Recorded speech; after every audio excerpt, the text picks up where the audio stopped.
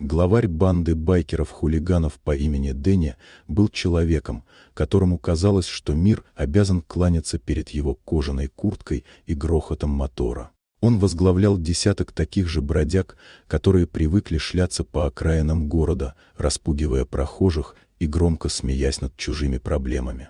Их жизнь состояла из гонок по ночным улицам, дешевого виски и постоянных попыток доказать, кто в округе главный.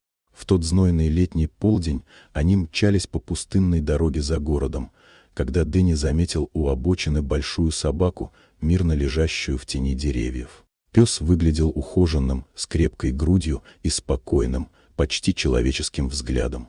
Но для Дэнни это был просто повод показать свою смелость. Он остановил мотоцикл, спрыгнул на землю и, ухмыльнувшись своим приятелям, медленно подошел к животному. Не раздумывая, он грубо пнул собаку носком тяжелого ботинка.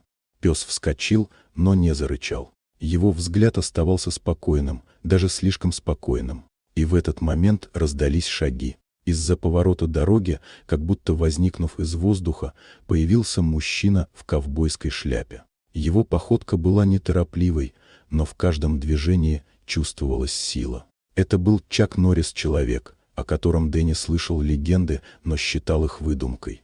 Чак остановился, глядя прямо на него. Взгляд был холодным и пронзительным, как сталь. Время, казалось, замедлилось. Байкеры, еще недавно смеявшиеся, вдруг притихли, а в воздухе повисло глухое напряжение. Не говоря ни слова, Чак подошел к Дэнни. Его движения были быстрыми, но выверенными.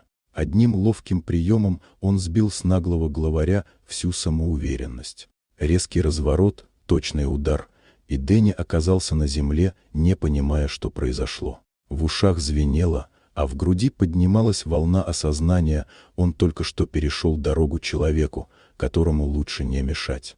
Остальные байкеры, осознав, что их лидер уже не хозяин положения, начали пятиться, избегая прямого взгляда Чака. Он даже не тратил на них слов, одного его присутствия хватало, чтобы любой понял, кто здесь настоящий хозяин дороги. Пес подошел к своему хозяину, спокойно встал рядом и слегка вильнул хвостом. Чак бросил короткий взгляд на собаку, затем снова на Дэнни. И, не сказав ни слова, развернулся и пошел прочь, оставив за собой тишину и пыль, медленно оседающую на горячий асфальт.